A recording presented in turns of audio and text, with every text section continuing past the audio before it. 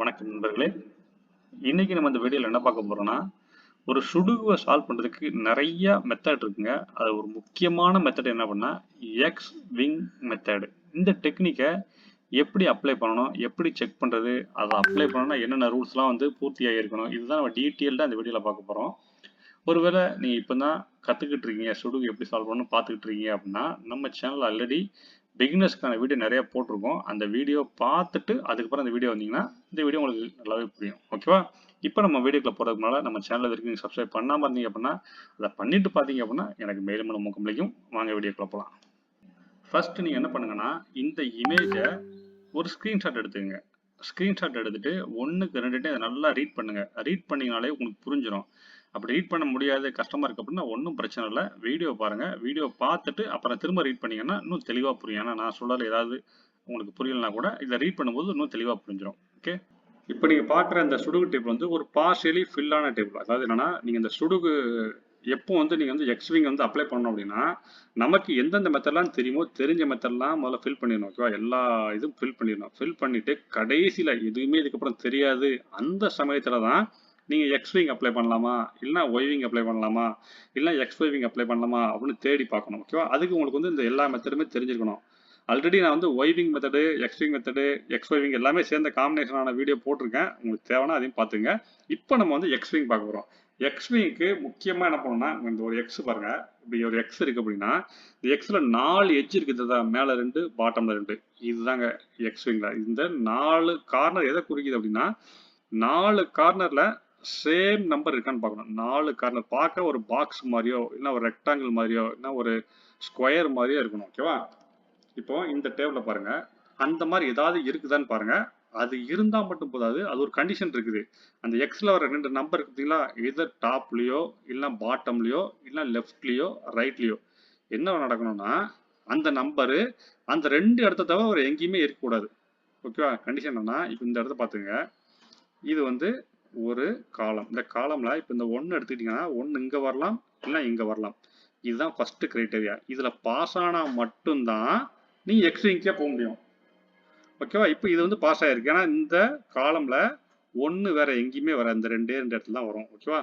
அப்படி மேட்ச் ஆயிடுச்சுன்னா அப்படி ஹரிசாண்டலா பாருங்க, வேற எங்கேயாவது 1 மேட்ச் ஆகான்னு பாருங்க. இங்க இருக்கு 1 இருக்கு, இங்க இருக்கு 1 இருக்கு, இங்க இருக்கு 1. இங்க மேட்சா மட்டும் போகாது, கீழே அதே போல மேட்ச் ஆயிருக்கணும். இப்போ இங்க இருக்கு அப்படிங்கறனால அப்படி இந்த இடத்துல பாருங்க, இங்க இருக்கு, ஆனா இங்க மேல 9 இருக்கு. அப்போ இந்த இடத்துல போட முடியாது. இங்க இல்லவே இல்லை.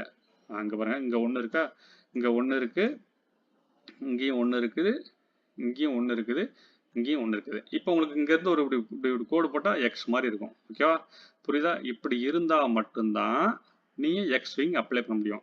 எக்ஸ்விங்ங்கிற மெத்தட் என்ன அப்படின்னா, எந்த நம்பர் வரும் அப்படின்னு சொல்ற மெத்தட் கிடையாதுங்க, எந்த நம்பர் வராது அப்படின்னு சொல்ற மெத்தட். ஓகேவா? அப்போ இந்த மாதிரி எக்ஸ்ல பார்க்கும்போது இந்த மாதிரி கரெக்டா மேட்ச் ஆயிடுச்சுன்னா நீங்க நினைக்கலாம், இந்த இடத்துல 1 மேட்ச் ஆயிருக்கு, இந்த இடத்துல 1 மேட்ச் ஆயிருக்கு, இங்கெல்லாம் மேட்ச் ஆயிருக்கு நினைக்கலாம். மேட்ச் ஆக பரவாயில்ல. நீங்க பாட்டத்துல பாருங்க, இங்க மேட்ச் ஆகல. இப்போ இங்க இருந்ததுன்னா இங்கேயும் மேட்ச் ஆகல, இங்கேயும் மேட்ச் ஆகும். அப்போ இங்க மட்டும்தான் மேட்ச் ஆயிருக்கு. அதனாலதான் இந்த நம்பரை மட்டும் தான் நீங்க செலக்ட் பண்ணுங்க. இந்த நாலேஜ் உங்களுக்கு இருக்கணும். அதாவது இங்க ஃபர்ஸ்ட் கண்டிஷன் ஆனது 2 இடத்துல தான் வந்திருக்கணும். நீங்க நினைக்கலாம், இங்க 1 2 3 4 5 இடத்துல வந்துருக்கு நினைக்கக்கூடாது. ஏதாவது ஒரு இடத்துல மீட் ஆனா போதும். ஓகேவா? எய்தர் இங்க வந்திருக்கலாம். சப்போஸ் ஒருவேளை இந்த இடத்துல 1 இருக்குன்னு வச்சுக்கோங்க, சும்மா ஒரு பேச்சு சொல்றேன், இந்த 4க்கு பதில் இந்த இடத்துல 1, 6 7 ஏதோ சம்திங் வேற ஏதாவது நம்பர் இருக்கு அப்படின்னா இதை நம்ம எடுக்க முடியாது. ஓகேவா? 2 தான் இருக்கணும். அதே சமயத்துல இந்த இந்த இடத்துல ஏதாவது 1 தான் இருக்குது, 2 தான் இருக்கு அப்படின்னா நீங்க அதையும் எடுத்துக்கலாம். ஓகேவா? எய்தர் வெர்டிகலா இல்லைன்னா ஹரிசாண்டலா, அந்த 2 இடத்த தவிர எங்கேயுமே வந்துடக்கூடாது. நமக்கு இந்த 2 இடத்த தவிர எங்கேயுமே 1 வராது. ஸோ இந்த 4 நம்பர் எடுத்தாச்சு. இந்த 4 நம்பர் எடுத்தா எக்ஸ்விங்க என்ன பண்ணா, இந்த 4 இடத்துல தான் ஏதோ ஒரு இடத்துல 1 வரப்போகுது. ஓகேவா? எதர் இங்க வரலாம், இல்லை இங்க வரலாம், இங்க வரலாம், இங்க வரலாம். கன்ஃபார்மா இதை தவிர எங்கேயும் வராது அப்படிங்கிறது ஒரு ஊர்ஜிதம். ஆனால் எங்க வரும்னு தெரியாது. அப்போ நம்ம என்ன பண்ணலாம், இந்த இன்பிட்வீன் நம்பர் இருக்கு பார்த்தீங்களா, இன்பிட்வீன்ல எங்கேயுமே 1 வராது அப்படின்னு நம்ம ஐடியா பண்ணலாம். அப்போ இந்த கேஸ்ல பார்த்தீங்கன்னா இதில் நம்ம அப்ளை பண்றதுனால இந்த இடத்துல 1 வராது, அதை ரிமூவ் பண்ணிருங்க. அப்புறம் இங்க 1 வராது, அதை ரிமூவ் பண்ணிருங்க. அப்புறம் இங்க 1 வராது. அப்போ இங்க 1 வராது அப்படிங்கும்போது இங்க 1 எடுத்தாச்சு அப்படின்னா இந்த இந்த கட்டத்துல பாருங்க 1 எங்க வரும், இங்க மட்டும்தான் 1 வரும். அப்போ இந்த இதை 5 அடிச்சுட்டு 1 பெருசா போட்டுக்குங்க. அப்போ இங்க 5 வரும். அப்போ இதையும் பெருசா போட்டுடுங்க.